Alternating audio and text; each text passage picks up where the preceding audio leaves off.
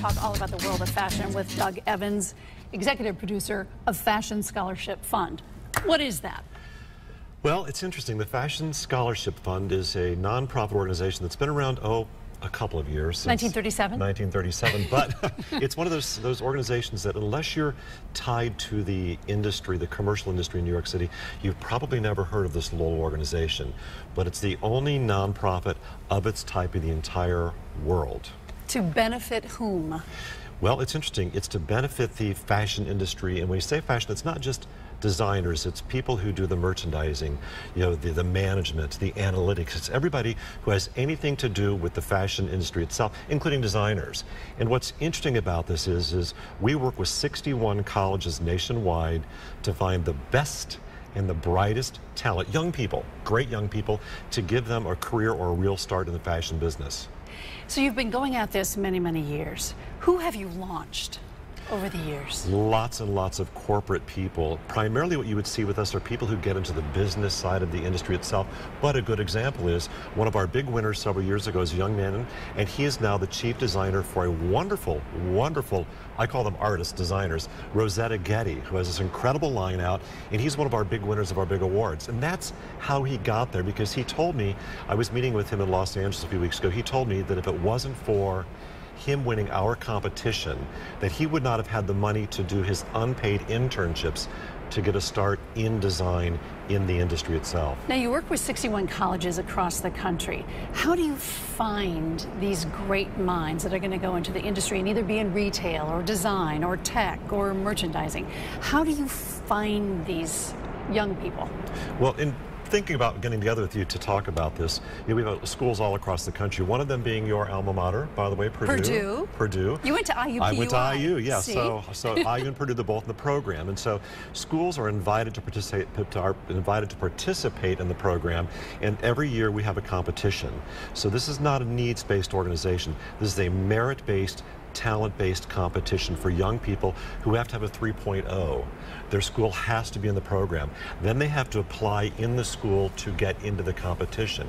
And then once they're allowed by the school to do the competition, we issue a case statement every year.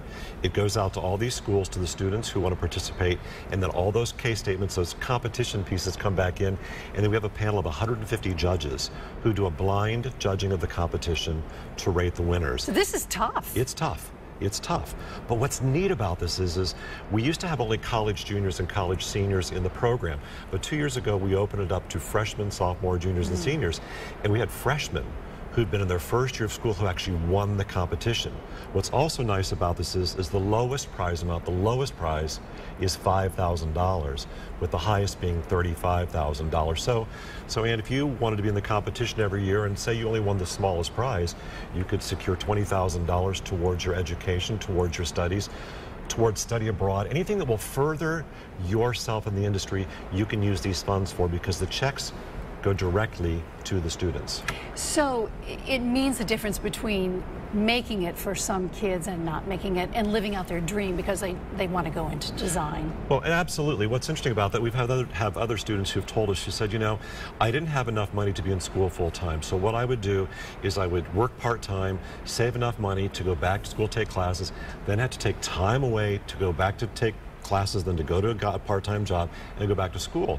But in a couple situations, we've had students who've said, because of your grant, because of your scholarship of $20,000, of $15,000, it paid for me to finish school in time so I could get into the industry. Some of our schools and our college schools, I like to tell the story of one of the schools that's called Cal Poly Pomona in Southern California. It's a state school.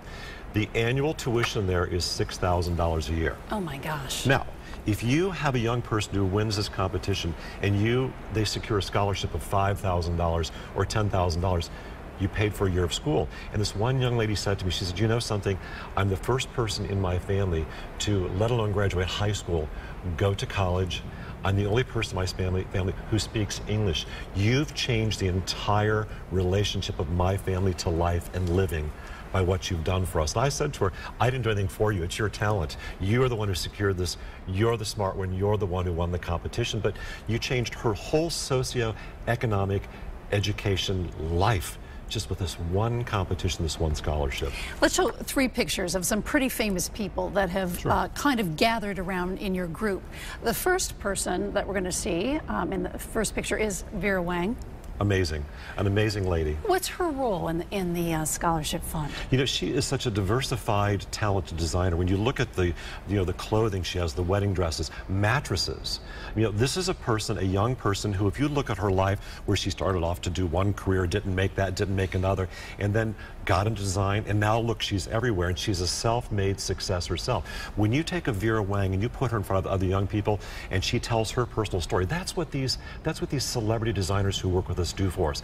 They sit down, they actually sit down with these young people and say, look, here's where I started. You think you can't make it? Let me tell you how I got to where I am. And Vera's one of those people, and she's a totally diversified designer in business with all the different lines she has. The next person is Iris, and who doesn't know Iris, who is now 95 years old, and just a fashion maven, if you will. Love her glasses. Does she get to speak to the students? Because, gosh, I would so listen if she spoke. She does, as a matter of fact. Every year she hosts an event in New York City, and the students get to come listen to her talk about her career. Now, she'll say to you, you know, she's the, I don't know, she's a celebrity something at 90-some years old or 85 years old. If you think about her career, that's when it really took off. She's always been in the business, in the industry, but she's really come into herself in the last 10 years. She is so smart. She's so diversified. I see her on the shopping channels with some of her items. She scours the world for all kinds of interesting things, but she really will sit down with the students and say, look, I waited 70 years until I got into the business, and now look at where I am. If I can do this after 70 years, look at where you can go at age 22, 23, or 24. And she calls herself the geriatric starlet. She does. Which I love. She does. She's amazing. And that photo was actually taken at Neiman Marcus in Palm Beach. She's the honorary chair of a fundraiser we do every year there. And when the event's over, you would think that Iris is big and special, and she's such a celebrity she'd want to take off. She wants to stay with the young people and talk to them. And so she spent an hour and a half, 2 hours this last March with the young people talking to them. This one young lady named Vivian Cooper, who won $35,000 this last year. She and Iris were together for the longest time, but that's the kind of person Iris is also with these young people. And the final photo is with Martha Stewart. And what does Martha Stewart do with this fund? How does she help? Martha's also another. She comes to our gala every year. She's also appears in one of our videos talking about the different opportunities there are in the fashion industry. If you've seen Martha on TV now with Snoop Dogg and her television show, always her cooking reinventing. show. Always. You know, she has the food line with the boxes that are coming out. I saw the Martha Stewart wine line a couple weeks ago, and then I was in, yes, Ann, I was in Home Depot. Did you taste the wine? Well, of course, and it's very, very good. Do you think Martha would have anything that's not good? All of her stuff was wonderful. Right. And then in Home Depot, I saw the Martha Stewart kitchen line, as far as I think kitchen cabinets or something. So Martha is a person who's reinvented herself, but she's incredibly smart. She's generous. She spends time with our young people, and she believes in what we do in giving these young people a chance to have a career like she's so enjoyed. You are the executive director of Fashion Scholarship Fund, but you've done a lot of things. And just to name a few, which you already know, but our folks don't know. I'm afraid now, yeah, Ann. Writer, producer off-Broadway, the Society for Preservation of the Great American Songbook, consultant Palm Beach Opera, Disney University, and we've established that you went to IUPUI and I went to Purdue. Did all of that set you up to do what you're doing now? I think so. You know, Ann, in any life, you're a combination of the experiences, this wonderful quilt, this wonderful fabric of your experiences of life and the things you've done.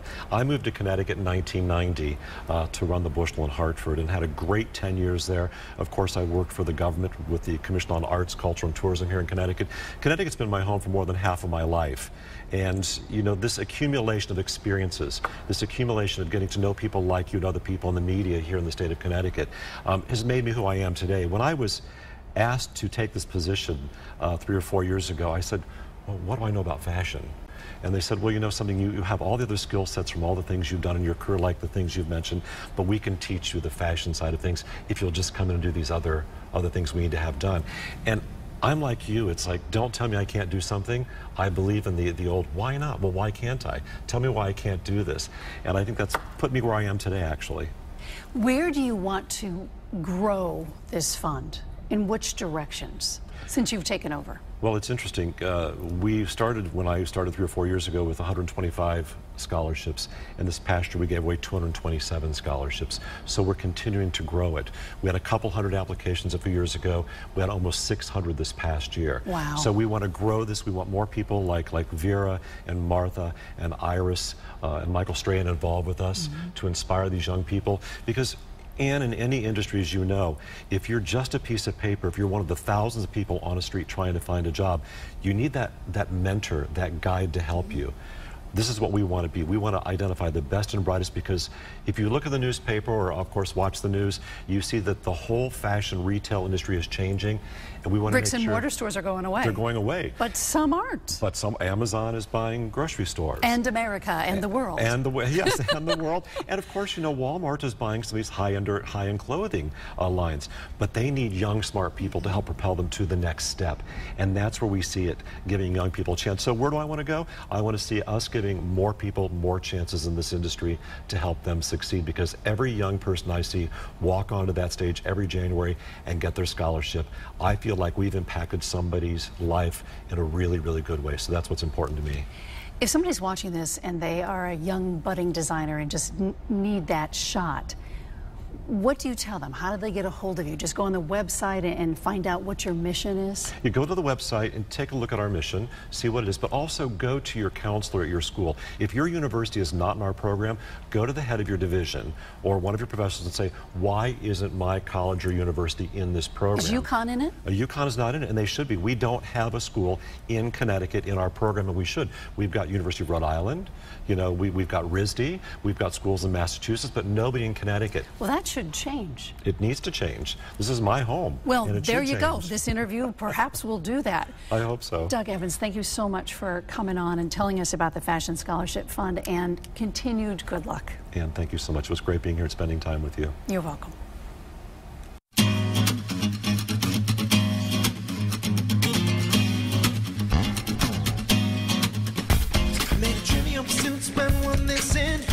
Spend all night kissing, and if was right here, then who else is missing? Got a little sidetracked if I'm so wishing to find the keys to the door, but it's also a metaphor. Things keep locked in the grocery store, but mine just to save time. I'll skip right ahead to the last ride.